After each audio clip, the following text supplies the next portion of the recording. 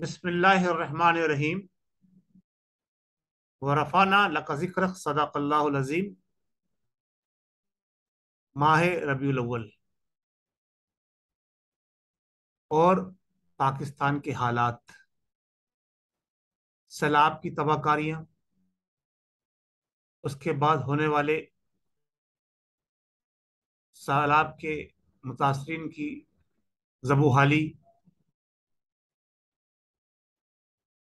ربیع الاول کی عید میلاد النبی کی تیاریاں اور سیاسی اکھاڑ پچاڑ، اس کے ساتھ ساتھ ایک فرد واحد اپنی ذات اور انا کی تسکین کے خاطر ملک کی سالمیت، ملک کے نوجوانوں کا مستقبل تاریخ سے تاریخ ترک کرنے پر تلا ہوا ہے۔ ناظرین، میں آپ کا میزبان احمد ستر قریشی اور آپ کے اپنے پسندیدہ پروگرام جس کا عنوان ہوتا ہے آپ کے سامنے لے کے حاضر ہوں۔ کچھ وقفہ رہا بیچ میں، کچھ طبیعت کی ناسازی اور ربیع الاول کا یہ مبارک مہینہ برکتیں اور رحمتیں سمیٹنے میں مصروفیت، اللہ تبارک و تعالیٰ ان تمام حقیقت پسند، اسلام دوست، محب وطن اور مدینے کی ریاست کے تصور کے اصل والی عاشقان رسول صلی اللہ تعالیٰ علیہ وآلہ وسلم، جو اس مبارک مہینے کی برکتیں اور رحمتیں اور نعمتیں سمیٹنے میں مصروف عمل ہیں، اور جگہ جگہ میلاد النبی کی محفلیں سج رہی ہیں، اور مختلف لوگ مختلف عنوانات کے اوپر آقائد عالم صلی اللہ علیہ وآلہ وسلم شفیع المسلمین کی رحمت للعالمین کی سیرت کے حوالے سے پروگرام منعقد کر کے ہماری نوجوان نسل کو اللہ کے پیارے حبیب کی تعلیمات کی طرف لانے کی اور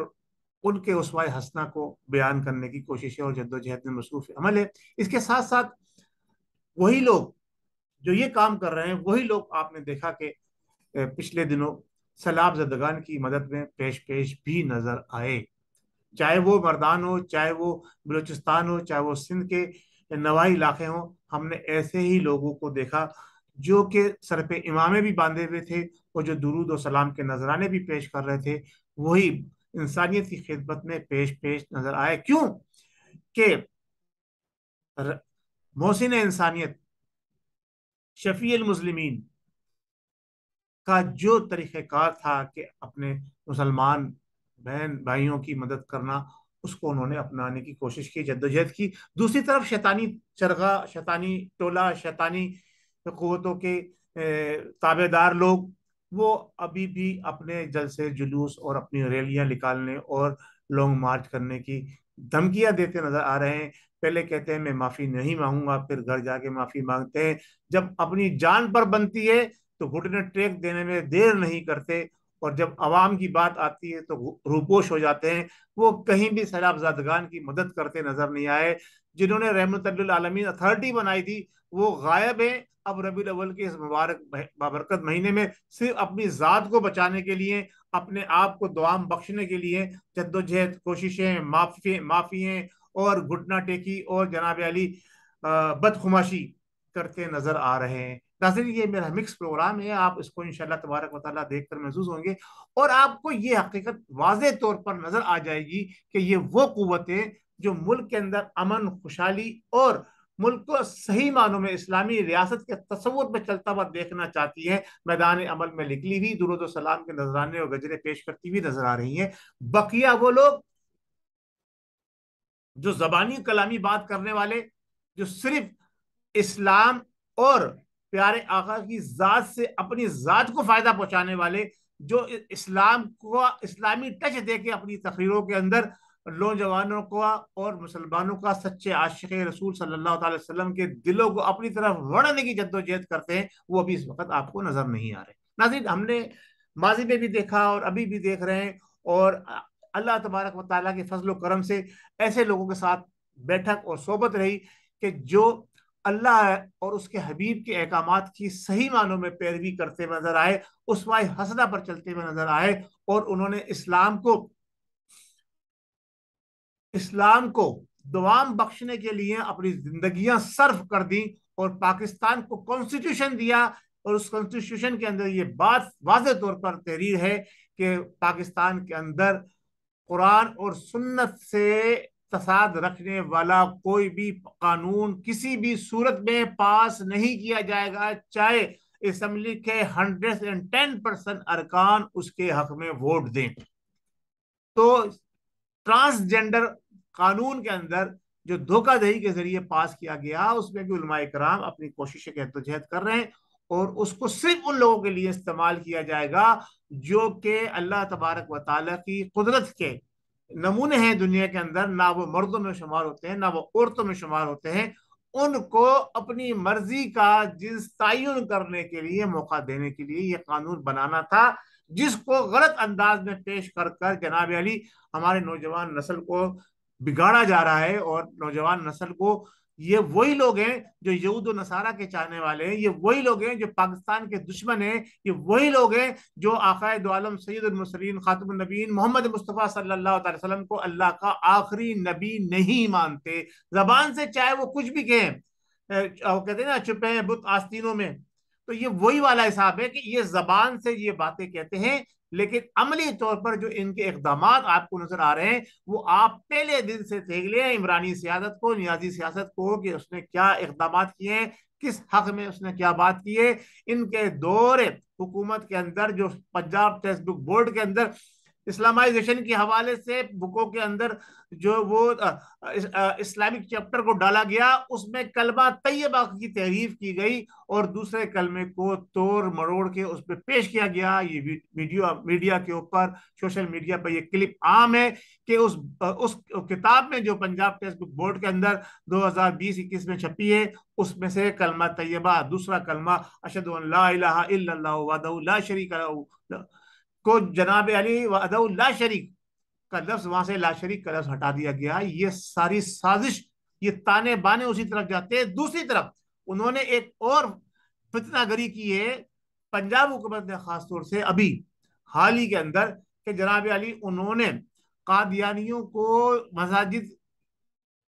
کا لفظ استعمال کرنے کی اس طرح سے اجازت دی کہ انہوں نے کہا جی ہم ان کے عبادت گاہوں کے باہر بورڈ لگا رہے ہیں کہ یہ مسجد نہیں ہے۔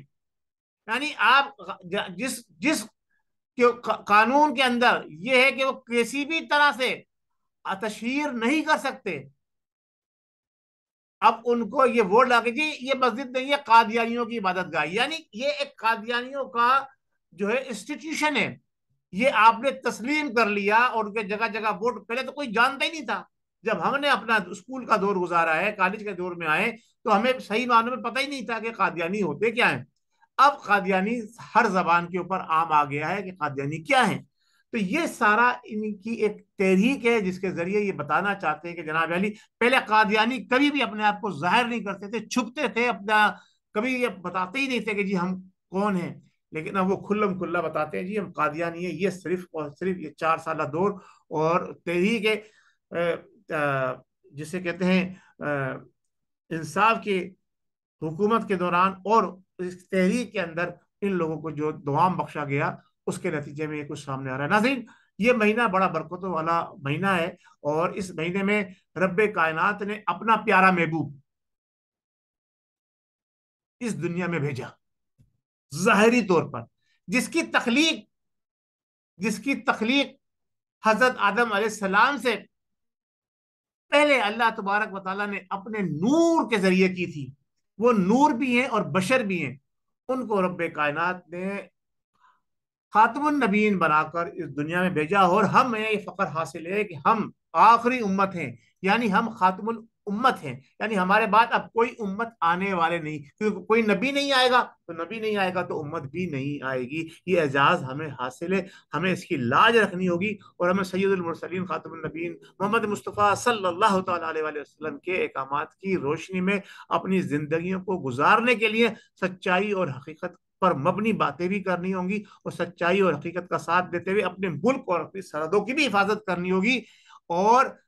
جو پاکستان نظریہ اسلام کی بنیاد پہ بنا، جو پاکستان جس کے 14 نکات ہیں، اور اس میں سب سے اہم نکات یہ ہے کہ اور جو ہمارا 73 کا قانون پاس ہوا کہ قرآن اور سنت کے منافی اس کے اندر کوئی بھی قانون نہیں بنے گا۔